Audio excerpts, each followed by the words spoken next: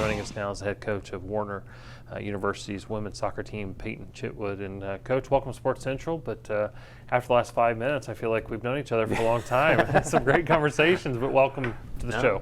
No, thanks for having me. Super excited, and like we've talked about, it's kind of nice to get to know you guys a bit and being able to watch some of the show and interviews from the past. You guys have a good thing going. It's fun. Well, over 300 sports and special events a year that are recruited here to Polk County. But on top of that, we just talked with Southeastern. Now we're talking to Warner. There's even more events that are going on. And you guys actually have a game tomorrow, right? Is it the first game of the season? Yeah, first game of the season. We're finishing up preseason and done with all the scrimmages and exhibitions and ready to get going. So what are we looking for this season versus last? More, like Coach was saying in the last segment, do you have more players coming back than you lost, or what does this season look like? We have a lot of newcomers coming in, but we staggered it pretty well. So there's a decent amount of transfers as well as freshmen, and the transfers we're pretty picky about with what they're coming in to bring into our culture. So that's a big one, and then the players returning. Super excited about leadership.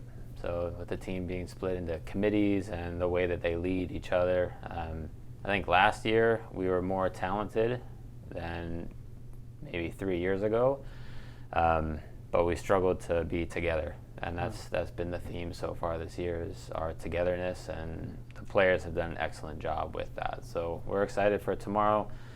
We get to go to Florida College and play, and then we're away for another couple matches before we start a nice run of home games too.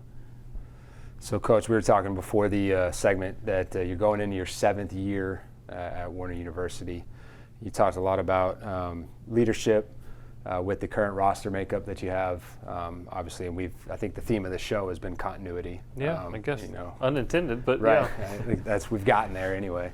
7th year now going in to this season. What with that leadership you talked about, really, what are the expectations as you start the season tomorrow? Well, expectations is to be able to compete. That's similar to most sports. You don't necessarily control the final outcome from the get-go, but to compete well. So that's the first one. Our conference in the Sun Conference is one of the hardest in the nation, and this year it's doubly as hard as we're playing everybody home and away. So you're playing the number 3 team twice, home and away, and so we have the players to be able to compete. And the thing that we're looking for this year is to be able to fight together on the field. And then I think the neat thing about women's soccer and our team in particular is how well they mesh off the field. And no one has a fantasy land of everyone's the best friend, right? But for them as a group of young women to have each other's back no matter what, to care for each other no matter what, those are the things that also lead into expectations as to how we roll through this season, with the ups and the downs that come with it. Of course. So a lot of sports tend to see a spike in participation after the Olympics.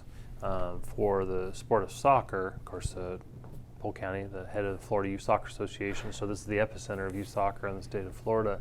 Do you think the U.S. women's national team early exit in the World Cup, because that's kind of probably more important in the sport of soccer than the Olympics necessarily is, do you think their early exit is going to impact that? Because I would think that it would be a similar spike in participation, seeing those great players playing for a World Cup championship, them going out. Do you think that impacts the sport? Not really in a negative way when it comes to the nation. I think that there's a struggle, and the national team has done a good job of unfortunately going out, right? But making sure that their standards aren't changing, and the drive isn't changing, and the level of expectation isn't changing. And so for youth soccer all the way around, for collegiate players, it's talked about all the time. Our players are up at 4 a.m. or 2 a.m. watching. Our international players are watching their teams play.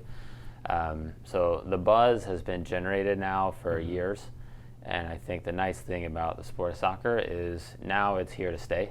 Right. And it's more and more popular now than it was 10 years ago. And so that peak will still be there, and people might have frustrations or about them leaving, but the sport is here to stay, and it's become more and more popular, and you can see that with the level of play. The level of play at the NAI level is now top notch, and we have players that are involved with national team pools from different countries. And so I think that was something that was always very popular, where it would come up when it was on TV, and then it would go back down. But now it's televised. International games are televised, club teams are televised, and it's here to stay, which is an awesome thing. And because it's a great sport for young ladies and girls on the field, but off the field too. Good point. So, Coach, I saw that this year, I believe this year, correct me if I'm wrong, is the 50th year of sports at Warner University. Is the university planning any big things going into this year as you guys kick it off tomorrow? Yeah, I got a sneak peek. This is maybe a small thing, but I got a sneak peek at all the shirts that are being passed out. Next week is move-in for the whole campus, so all the 50th anniversary athletic shirts are being passed out. So I can't say that here, I don't think, but I got a little sneak peek, which was fun. Nice. Extra large, that's my size. No. I got you. So our athletic director has put together a lot with that, and her staff and those kind of things. So Chrissy's done a lot with those things and prepping. So we have events going all through the year, going through our fall sports, winter sports, spring sports, to make sure that's highlighted. So Warner's grown a lot. Athletics have grown a lot, and so it'll be a great celebration. Awesome. You talked about the conference being so difficult, level of competition. Yeah. Who are some of the teams that we should watch out for, in addition to yourself, that might be some of those roadblocks for you? I mean, I don't mean it to be a cliche, right? But honestly, every week is tough. Our conference schedule is Wednesday, Saturday, and there's legitimately, you have, I'd say the team that won conference last year, right, being Kaiser, and having good sustained success. But there's other teams. We have two other teams nationally ranked with Southeastern and SCAD, and then there's us that are kind of battling in the middle, and sometimes receiving votes, having some teams also give us a 4th or 15 maybe to get in the top 25. So it's a top conference, and it really is, every single week is business week. And we know that we're up for it, and every other team's up for it as well. There's no cakewalk games, and every game is highly contested. I know you said tomorrow you all kick off your season against Florida College, and then I believe you play them your home opener as well on September 24th. So hopefully you can maybe knock them off at their place tomorrow, and then win one at home as well. So yeah, that's the hope. That's the hope. So the girls are ready. They're primed and ready to go. They've worked so hard this off season, and during this preseason they've put in a lot of work tactically and technically, and their fitness is ready to go, and they've been able to prep themselves these couple days, and they're ready to fire. Good. Real quick, Coach, we've only got a couple minutes left before we need to go to break, but how has the transfer portal, we hit on a little bit in our last segment, but just, again, Justin, to your point, we're talking about continuity, right. and you're talking about your players and trying to get them to buy in and have each other's backs and all that. How difficult is that to take the recruiting process, the players you already have, and then interjecting free agents, if you will, through the transfer portal? How difficult has that become? Well, I think there's two things to look at, right? Like the one is kind of what you're asking for, is the recruiting piece, and so doing your homework is always important. But I think with recruiting, it just opens up a whole nother bag to be able to sift through and look at, and you got to see why somebody's leaving, right, and all these things. But it adds another population that's more mature and experienced.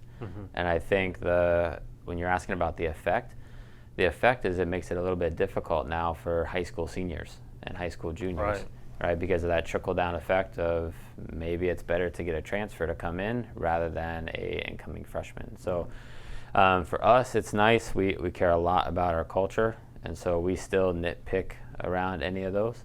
But in regards to the transfer portal, it can create some tough things. And I think one thing that we're battling with our team is the idea of are we selfish in our thoughts, or are you here to make our program better? Mm-hmm. And I think that's when you look at the transfer portal and you're looking at recruiting players in, that's what you're looking for. Sure. You know, is it selfish intentions, or is it, hey, our team is first, and it's a Christ-centered environment? Do we care and serve about other people first before ourselves? Well, it certainly is impacting things at all levels, and you know, as Coach was saying Coach Wall was saying in the last segment, where he's not going to do defensive coordinator anymore because he's got to have his hands. How many girls do you have on the team? We are at 36 players, and then obviously we have managers, staff. Yeah. Well, we wish you nothing but the best of luck, not just in managing your team, but on the season. Right. Yeah. But it certainly has become a challenge for coaches to be able to manage all that, and certainly know that you have to have a spirit and a go-get-'em kind of attitude, and we appreciate that. And good luck this season. Yeah. Thanks. It works because of my staff. If you enjoyed this interview and want to watch more Sports Central, click the video below. And don't forget to like, share, and subscribe.